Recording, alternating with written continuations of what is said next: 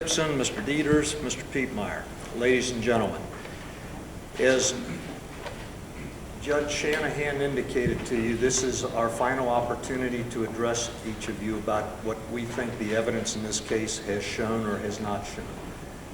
On behalf of the defendant, I have this one opportunity to speak with you. Mr. Piepmeyer just had the prosecution's first opportunity. Mr. Dieters or somebody will have an opportunity to address you once more after I conclude.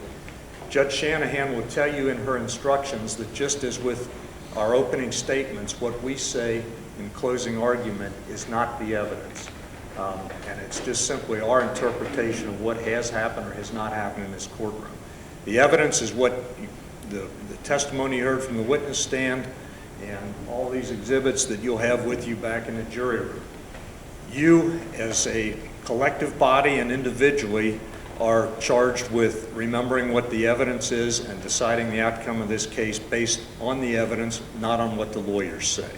And I throw that out there because I've just heard Mr. Piepmeyer's very eloquent opening portion of his closing argument, and while there's one or two things in there I can agree with, most of what he said I do not agree with, and I don't think the evidence supports most of what he just said. You know, he told you that this case is about what happened in this courtroom. And you'll remember on voir dire examination, I asked each of you if you would be willing to decide this case solely upon what happens in the courtroom. It's what happened between Sam DuBose and Ray Tenzing, and the color of a person's skin has nothing to do with it. Mr. Piepmeyer just indicated it's not about Black Lives Matter, and it's not about police versus citizens. I can't remember exactly what he said. There's one other thing that this case is not about, and I would ask you all to keep this in mind. It has nothing to do with race.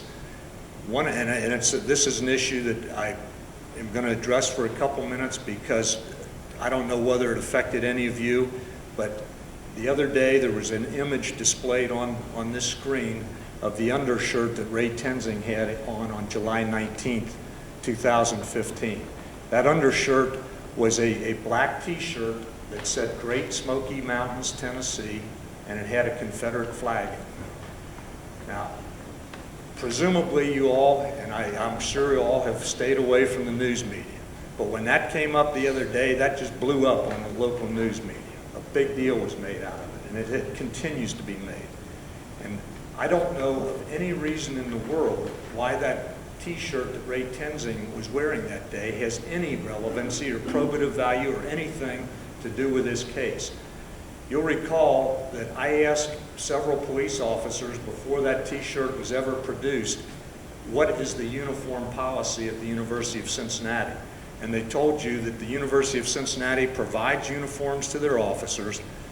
There's a summer shirt that's open, top buttons are open, and they are required to wear a black t-shirt under that shirt.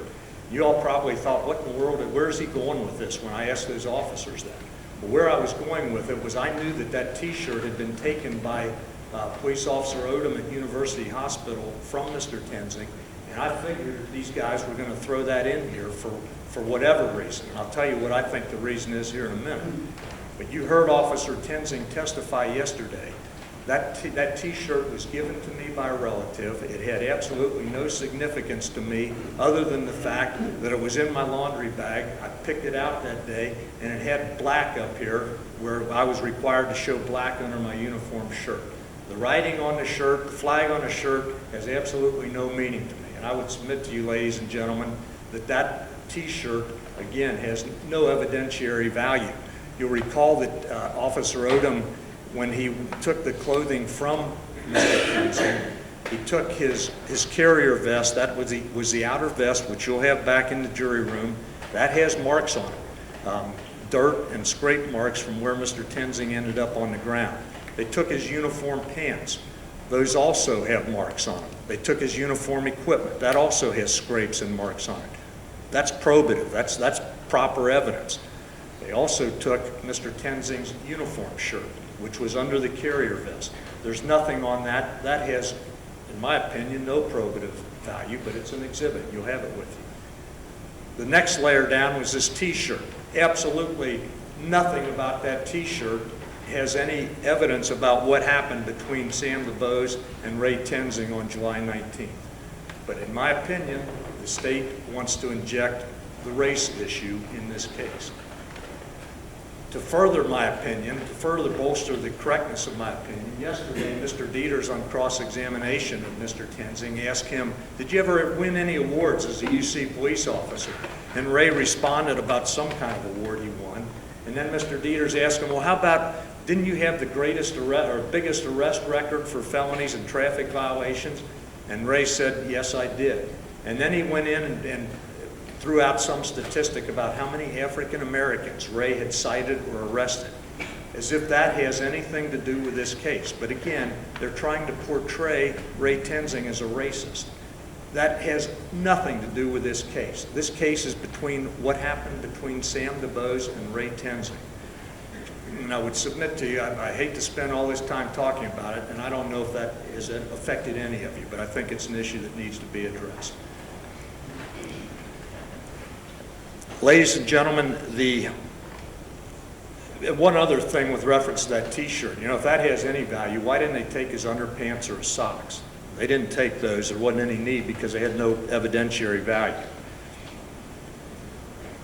What this whole issue is with the throwing out the T-shirt and the percentage of African Americans that Ray Tenzing may have stopped or arrested, the whole deal there is a tactic that's often used by defense lawyers such as myself. When you don't have a good case, you create a smokescreen to try to divert attention from what the real issue in the case is. And that, ladies and gentlemen, is exactly what the state of Ohio has attempted to do in this case.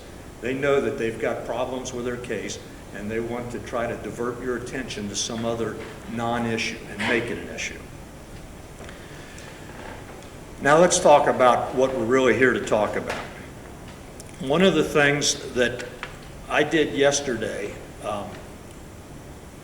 to try to show you what kind of man Ray Tenzing is I showed you what kind of police officer he is. I showed you the 3 body camera videos from his stops he was involved in before his encounter with Sam DeBose. Those videos, and I apologize because they were, the first one especially was I think about 35 minutes long, and it was kind of boring. But there were several things in there that I thought were important and I wanted you to see. First of all, I think every one of the videos showed that Ray Tenzing was always polite, courteous, even-tempered, even nice to the people he stopped. Remember in that first video, one of the things you saw in there was he handcuffed the driver while he was in the car before he got him out, which is what he testified he was going to do with Sam DeBose had he had that opportunity. But the other thing that Ray Tenzing did when he got that first driver out of the car after he handcuffed him, and the sound quality was terrible in here yesterday. I couldn't understand most of it, but you'll have it back there in the jury room if you would like an opportunity to play it again. One of the things that the driver said was the handcuffs were somehow uncomfortable. Ray Tenzing immediately corrected and repositioned the handcuffs once he got him out of the car.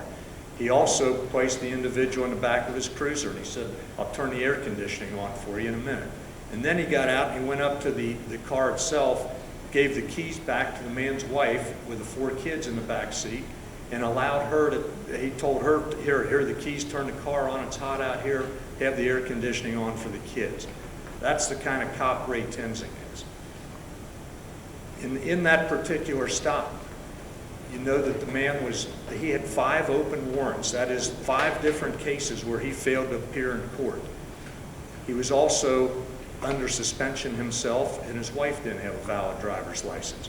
Ray Tenzing could have arrested that individual and hauled him down here to the Justice Center behind him. He could have towed that car. What did he do? He recited the individual. He just merely wrote him another ticket and said, here's your court date, go take care of this. And by the way, if you can get somebody here in 20 minutes or so with a valid license, call them and I'm not going to tow your car. That's exactly what happened. The next little short video, which was less than 4 minutes, I believe, was the stop that he made in Bellevue Park. Again, he stopped the car just like Sam DeBose's car. Registered to somebody under suspension, no front license plate. The front license plate was on the dashboard. That's not where it goes. Ray made the traffic stop. the lady driving the car, the girl driving the car, produced a valid driver's license. The individual who was with her also produced a license. Ray went back to his cruiser, ran those licenses on his computer in his car, found that neither one of them had any warrants. They were valid to go. The car was registered, in fact, to somebody else other than the girl driving it, who was, in fact, under suspension. But Ray took no action. He said, he gave them their licenses back, said, "You're good to go." He said, "Have a good evening." And I don't know if you could hear it when we played it yesterday, but the girl driving the car said, "You too, officer," when Ray told the people to have a good evening. That is exactly, there are two examples, ladies and gentlemen, just within 2 hours before his encounter with Sam DuBose that show exactly how the encounter with Sam DuBose could have or should have ended. Unfortunately, it didn't.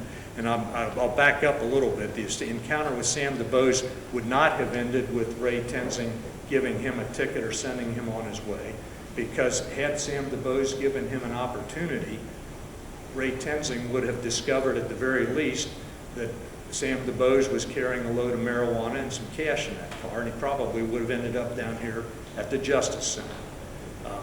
And that's among other things that Ray Tenzing might have discovered had Sam DuBose given him an opportunity. And I would suggest to you that that's why Sam DuBose was so hell-bent on getting away from the scene of this traffic stop.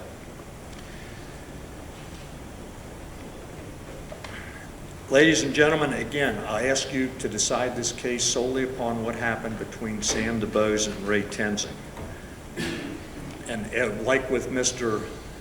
Piepmeyer, and like I did it in our voir dire, if I've done anything that offended you, or Ms. Callender's done anything that offends you or upset you, hold that against us, not against Ray Tenzing.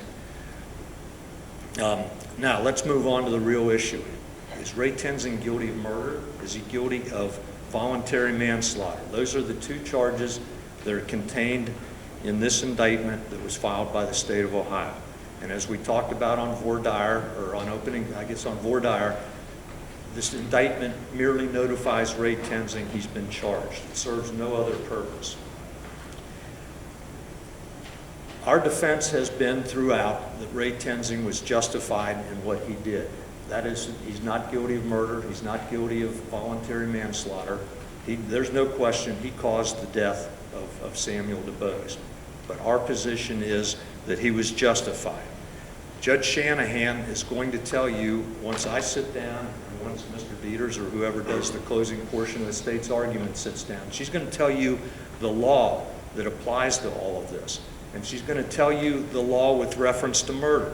And she's going to tell you that you have to be, and with reference to voluntary manslaughter. And she's going to tell you that in order to return a verdict of guilty of either one of those charges, you must be convinced of the truth of the charge beyond a reasonable doubt. She's going to tell you the burden is on the state of Ohio to prove the guilt of Ray Tenzing beyond a reasonable doubt. And she's going to define that for you. And she's going to read the definition that the state of Ohio, the legislature of the state of Ohio, has done with reasonable doubt, what they say it is. Ladies and gentlemen, that statute, as we discussed, is read, or that definition of reasonable doubt is read in every criminal case that is tried in every courtroom in the state of Ohio. It's read verbatim to the jury. And I would urge you to pay close and careful attention to that, because that's what controls and overshadows your entire series of deliberations here. As I said, there's absolutely no dispute that Ray Tenzing shot Sam DuBose, and that shot ended in the death of Sam DuBose. Murder, judge is going to tell you, is the purposeful killing of another. And I think that Mr.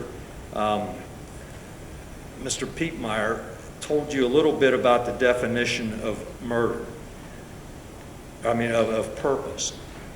And you're going to hear from Judge Shanahan as she reads through her charge a longer definition of purpose than what Mr. Piepmeyer told you. But it's going to start out like this. A person acts purposely when it is his specific intention to cause a certain result. It must be established in the case that at the time in question there was present in the mind of the defendant a specific intention to cause the death of another. You've heard the testimony here, ladies and gentlemen. Ray Tenzing told you, I didn't shoot Sam DuBose to kill him. I shot him because he was threatening my life. I thought my life was in danger or I was going to suffer serious bodily harm. I shot him to stop that threat. And ladies and gentlemen, if you find that that is in fact, that Ray Tenzing fired that shot to stop a specific threat to his life, and he was justified, then your verdict must be not guilty of murder. Now the next charge you're going to be asked to consider, if you find him not guilty of murder, is that of voluntary manslaughter. And voluntary manslaughter requires that the defendant, that is Ray Tenzing, have fired that shot knowingly. It requires he knowingly caused the death of Sam DuBose while Ray Tenzing was under the influence of sudden passion or in a sudden fit of rage, either of which was brought on by serious provocation occasioned by the victim that was reasonably sufficient to incite Ray Tenzing into using deadly force. Well, let's look at this, ladies and gentlemen. Is there any evidence at all that has been presented to show that Ray Tenzing was under the sudden influence?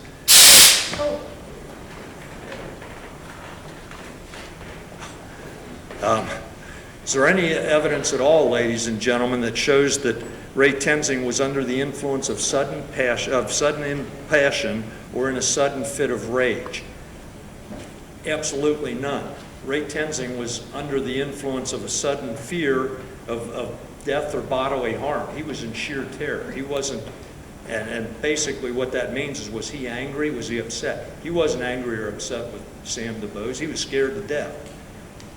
That's why he fired his weapon. And by the way, as an aside, there was some issue. I mean, some of you may be wondering, well, why did he have to fire his gun? Couldn't he fire a taser?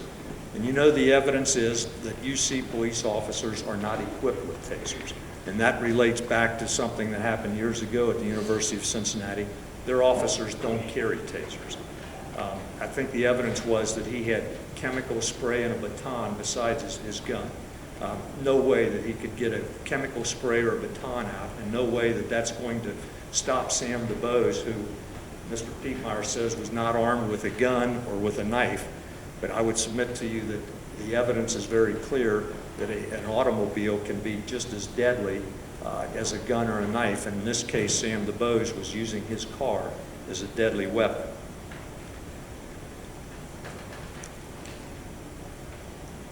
Ladies and gentlemen, the definition of under the influence of sudden passion and in a sudden fit of rage will be read to you also by Judge Shanahan. And that'll be, and you're going to have, I'm looking here, I'm reading from her charge that she's going to read to you in a few minutes, and you'll have that with you back in the jury room, so you can refer to it also. But it says under the influence of sudden passion or in a sudden fit of rage means there is serious provocation occasioned by the victim that is reasonably sufficient to incite a person into using deadly force. It is an act done in the heat of blood without time to reflect or for passions to cool.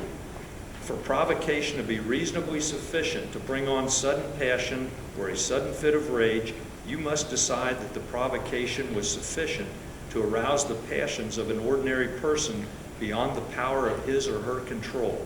When deciding whether the defendant was actually under the influence of sudden passion or in a sudden fit of rage, you must consider the emotional and mental state of the defendant and the conditions and circumstances that surrounded him at the time of the act. Ladies and gentlemen, what that says is that Ray Tenzing, in order to find that he was under a sudden fit of passion or rage or whatever, he had to be mad at Sam DuBose. That's not the case here. And if you find that that doesn't apply, then voluntary manslaughter is not something that you can consider. It's simply not applicable in this case. Now, Ray Tenzing maintains that he was justified in using the deadly force to protect himself because he feared for his own safety, his life, or for feared bodily harm from a deadly weapon, an automobile that Sam DuBose was operating. Judge Shanahan's going to provide you with the law, again, in this charge that she's going to give you about justification. And I want to read to you, because Mr. Pietmeyer referred to it. And I want to read again to you exactly what she's going to say. She's going to tell you, the standard of law to be applied in determining whether the use of deadly force by a police officer is justified is as follows. Deadly force may be used if the officer reasonably believes that such force is necessary to defend himself from the actual use of or imminent use of physical force by the suspect that poses the threat of death or serious physical harm. If such circumstances exist, then the officer's use of deadly force is not unreasonable.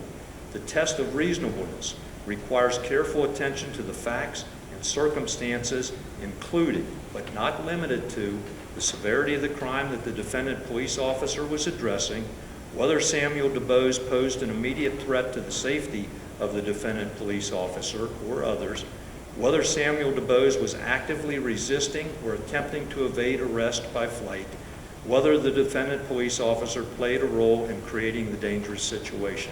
Those are all factors she's going to tell you to look at to decide whether this was a justifiable use of force. And she's going to go on and tell you that the reasonableness of a particular use of force, and this is to me the most critical part of what she's going to tell you, must be judged from the perspective of a reasonable officer on the scene rather than with 20/20 vision of hindsight. The determination of reasonableness must allow for the fact that police officers are often forced to make split-second judgments in circumstances that are tense, uncertain, and rapidly evolving about the amount of force to be necessary in a particular situation. The test of reasonableness is not capable of precise definition or mechanical application. The reasonableness inquiry is an objective one. The question is whether an officer's actions were objectively reasonable in light of all the facts and circumstances confronting him without regard to his underlying intent or motivation. That, ladies and gentlemen, is the law that the judge is going to tell you that you should apply to this case. And I would suggest to you that once you consider that, you'll find that Ray Tenzing was a reasonable police officer, and above and beyond anything, you'll have back there with you the State's Exhibit 20, which is Grant Frederick's report, and on that there's a little clip. I played it yesterday for you, and you've seen it 3 or 4 times, but it's the actual body camera video from the seconds that this shooting lasted, and you'll see exactly how quickly this whole situation occurred. And I ask you to, and none of you are police officers, but I ask you to try to put yourselves in that position and ask yourselves, how would I react? What would I do? Was Ray Tenzing's response reasonable to being dragged? And we talked about drag. Mr. Pietmeyer says there's no evidence of Ray Tenzing having been dragged. Well, I guess that kind of depends on your definition of drag. I mean, I think a lot of people think drag means, well, you got to move from here to here. That's being dragged. Well, I would submit to you that at some point, to get from here to here, it has to start. What happened here was the very start of the dragging is what caused Ray Tenzing to draw his weapon and fire the shot that killed Sam DuBose. You'll have the body camera video, and I'm going to talk about a little bit about the testimony we've heard.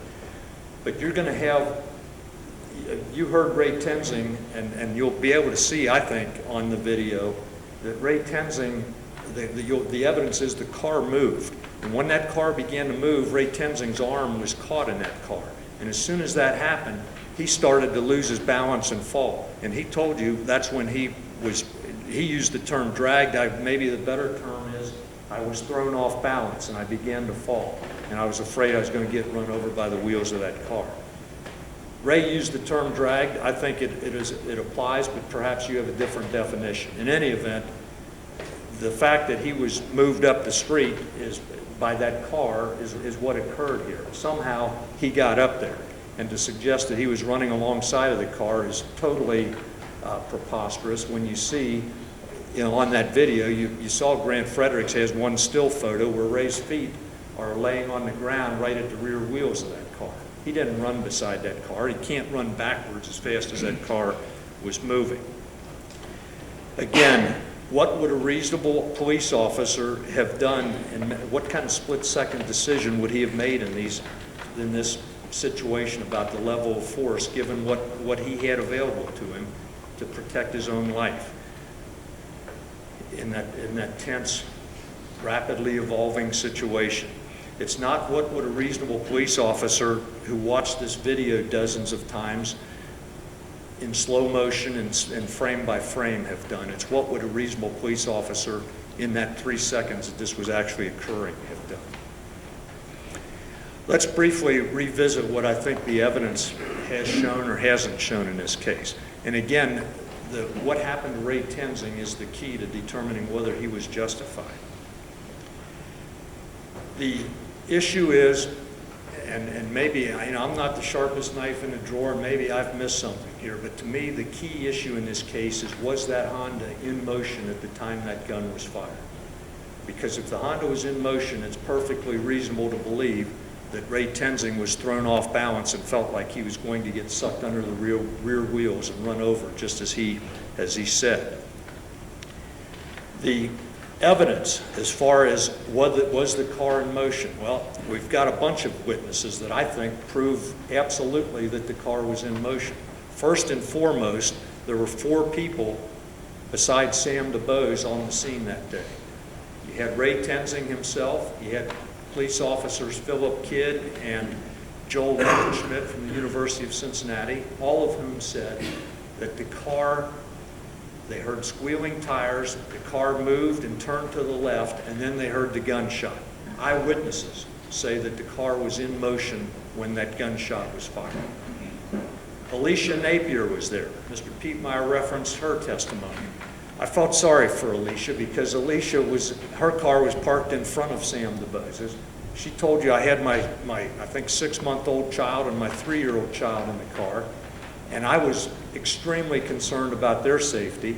I was looking in the rearview mirror at what was going on. And remember, in cross-examination, she told you that she had to look at YouTube videos to fill in the blanks from what she saw or didn't see. She was more concerned and traumatized about what was going on with her kids. And this, again, happened so rapidly and evolved so quickly that Alicia Napier, the only thing I think you can take from her testimony is that Sam DuBose somehow had to maneuver that car to the left, or else he would have run into the back of her car with her kids in it. The other evidence, ladies and gentlemen, by the way, we keep talking about this body-worn camera. You know from the testimony that that camera, what you're seeing there is what that camera saw. That camera does not necessarily see what Ray Tenzing saw with his own eyes. It certainly doesn't have a brain to perceive what Ray Tenzing perceived, and it certainly doesn't have guts to perceive what Ray Tenzing was feeling in his guts. What I'm saying is that video on the camera video is one slight portion of what the evidence is in this case. You don't say, don't look exclusively at that, but even if you do, you 12 must decide what you think that shows.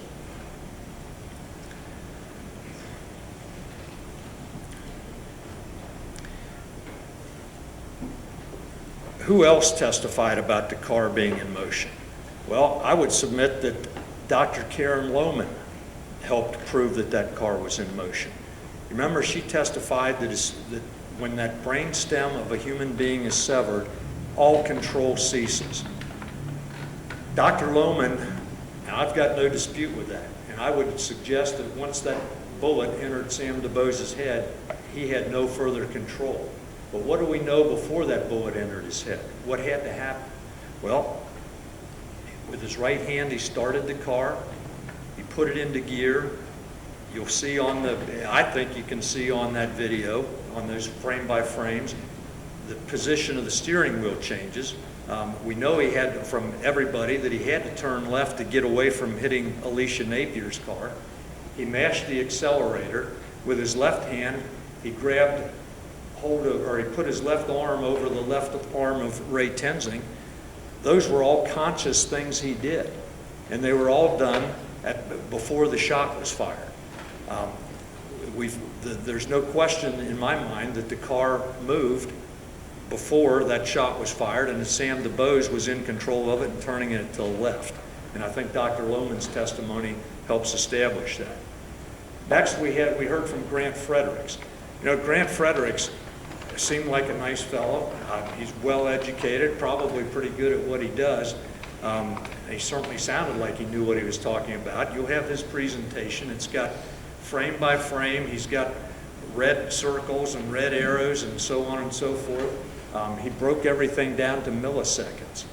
I thought this is very impressive. But then I cross-examined, and Mr. Fredericks, by the way, on his direct testimony said he agreed also. The car moved. He said it moved forward no more than 2 feet. He couldn't tell us whether it had turned to the left, being the expert that he was. But he started to lose me a little bit right away when I started cross-examining him. You'll recall I asked, "Are you being paid for your testimony?" He said yes, and I asked him how much. And, "Well, that's not my department. I have no idea." Ladies and gentlemen, when he said that, he really started to lose credibility with me, because I don't believe you fly all the way across the country to testify in a case and not have some idea of how much money you're going to make for doing that. But beyond that, ladies and gentlemen, you'll have with you again his report, and by the way, in his written report, which is part of State's Exhibit 20, he lists every statement that Ray Tenzing made at the scene of this event at Rice and Valencia after it was all over about I was being dragged, my hand was caught, and he says in there, Ray Tenzing was lying when he said all that. I didn't hear Mr. Fredericks testify that he had any credentials that made him capable of detecting when somebody lies. And that wasn't what his function was, but it's in his report and you'll have it back there.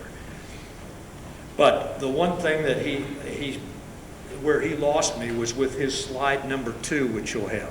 Remember, I put that up there.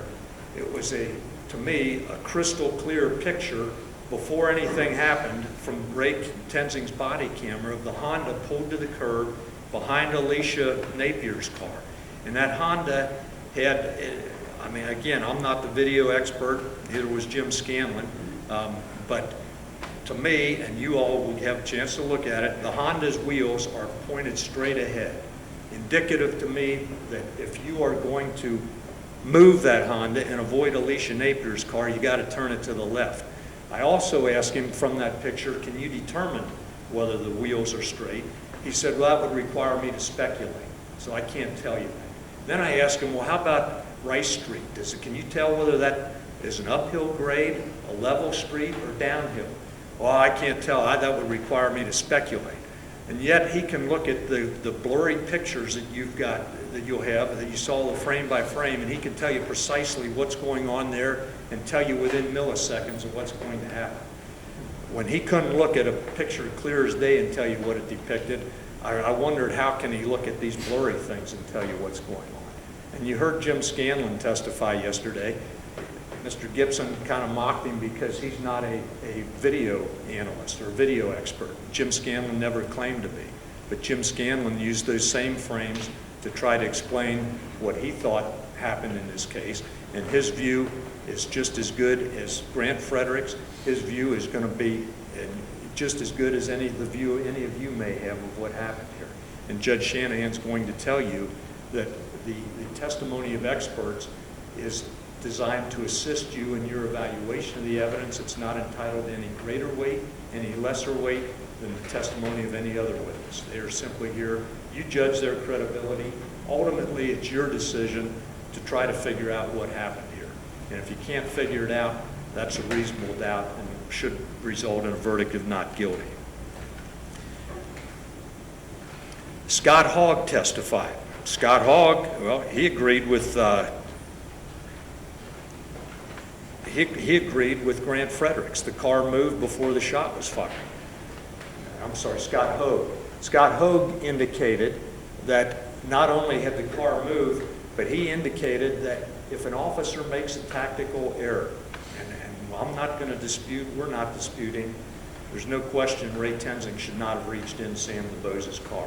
But when an officer makes a tactical error, he doesn't forfeit his right to live or his right to be free from bodily harm. He has a right to protect himself, which is what Ray Tenzing did in this case. Pardon me. You know, Ray Tenzing was 6 feet 3 inches tall, 6 feet 3 inches tall, he testified. Now I'm going to drop back to Fredericks here for a minute. When he walked up to the car, you see, and you'll see in there, you see Ray Tenzing is looking down. There's a picture of the roof of the car. When this shot is fired, when Ray Tenzing said he was being dragged, look at that video and look at those still frames, and you'll see that as Jim Scanlon testified, and I think as Mark Pietmeyer just demonstrated, the body camera is pointing up, and you'll see the bottom of the roof of the car. The interior ceiling of the car is depicted. That's not from Ray Tenzing standing straight up, as Grant Fredericks wants you to believe. That's from Ray Tenzing going down and the camera pointing upwards. Scott Hughes testified. We had heard his testimony by deposition because we deposed him last Friday afternoon after you all left because he couldn't be here this week. And with the events that occurred Friday, we couldn't get to Scott to testify live. But we read his deposition. I guess it was yesterday, the day before yesterday. I've lost track of time here. But we read his deposition, and Scott Hughes testified that I teach this course, and Ray Tenzing took the course. Never, never, never, never reach into a car, is what Scott Hughes said he teaches officers. Well, Scott Hughes agreed that two things. Number one, as a police officer, Scott Hughes has reached into cars. He agreed that officers do it in spite of the fact they're trained not to. Scott Hughes agreed that the OPATA manual, which every officer in the state of Ohio is trained under, indicates that if you're going to reach into a car, reach in with your non-dominant hand. It says don't reach into a car with your dominant hand. To me, that suggests that the opposite is something probably not recommended, but not absolutely forbidden. And I don't know how you could ever be a police officer and never, never reach into a car. It's just not possible. Scott Hughes agreed there are no absolutes like that in law enforcement. The other thing Scott Hughes talked about was Cincinnati police officer Kevin Crayon. Kevin Crayon was involved in an incident very similar to this, but the results were a little different for Kevin Crayon. Remember, Scott Hughes told you Kevin Crayon reached into a vehicle that was driven by a 12-year-old boy, trying to do exactly what Ray Tenzing did. He wanted to knock the keys out. As a result of that, Kevin Crayon was dragged, and Kevin Crayon died, as did the 12-year-old boy, because Kevin Crayon shot him, trying to stop the threat. The point of that is, the Kevin Crayon story is that, number one, it shows that officers do reach into cars and get dragged, and it shows that automobiles can be deadly weapons. The exact same scenario here. For Ray Tenzing, fortunately, he wasn't badly hurt.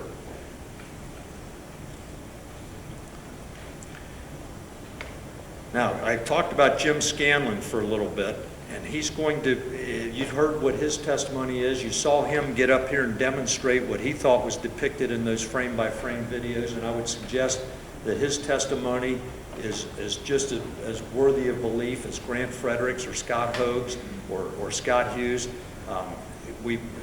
Jim Scanlon was an expert. He told you he's been a police officer for 33 years. He told you that after reviewing everything that he reviewed here, and he became involved in this case, he said, because he was up in Columbus reading about it and thought that the whole thing was so preposterous that he wanted to become involved in it, and he started paying attention to it and reviewing it. And after he reviewed everything, he came to the conclusion, unlike Chief Hoag from Rock Falls, Idaho, Jim Scanlon came to the conclusion that Ray Tenzing's use of deadly force was justified. And I would suggest that, again, ultimately it's your decision, but I would ask you to carefully consider what Jim Scanlon had to say. And again, Judge Shanahan's going to tell you that the expert's testimony, just like every other witness who testified, you decide whether you believe any of it or all of it or part of it. At the end of the day, you all are the triers of facts. You make the decision on what occurred here. I would suggest to you, again, you can't use 20/20 hindsight. That's what the judge is going to tell you. Monday morning quarterback. You got to put yourself in the position of a reasonable police officer on the scene as this is occurring. You know, this whole trial has been about 20/20 hindsight and Monday morning quarterbacking. All the experts have viewed this video dozens and dozens of times, hundreds of times probably, to tell you what it shows. Ray Tenzing on July 19th, 2015 on Rice Street didn't have the luxury to sit back and look at it frame by frame. He had to make an instant decision. And that's what brings us all here. And I think that decision was justified that Ray Tenzing made. Ask yourself, are you firmly convinced of the truth of the charges? Would you be willing to rely, and this is part of the definition of reasonable doubt that Judge Shanahan's going to tell you, would you be willing to rely and act upon the evidence that's been presented in this case in the most important of your own affairs? That's reasonable doubt. That's the definition. You know, police officers, ladies and gentlemen, are the last line of defense that we have in this country between good guys and bad guys. Ray Tenzing didn't set out on July 19th, 2015 to kill anybody, to kill Sam DuBose. We've been scrutinizing what Ray Tenzing did on this day. Nobody has paid a whole lot of attention to what Sam DuBose did. I'm not here to badmouth Sam DuBose. I feel terrible for the DuBose family, as does Ray Tenzing. But Sam DuBose had some role, major role, in what occurred on this day. You saw the two videos before Ray Tenzing's encounter with Sam DuBose. Those ended without anybody getting shot because the people complied with what the officer requested. Police officers have a sworn duty to uphold the law and provide for public safety. And that's what Ray Tenzing was doing on that day. When they are threatened, they have the right to protect themselves. And that's what Ray Tenzing was doing on that day. Nobody but the officer on the scene can tell you how they would react or what is reasonable when an incident starts to escalate. Again, as jurors, you're going to be asked to put yourselves in that position if you possibly can. But ask yourselves, would I have done anything different to protect myself if I was trapped in a car, my arm was stuck in a car, and it was starting to move? I suggest that the evidence in this case, ladies and gentlemen, doesn't even come close to proving that Ray Tenzing is guilty of either murder or voluntary manslaughter. And I would ask you to return to this room with a verdict of not guilty as to each one of those charges. Thank you. Thank you, Mr. Matthews. Mr.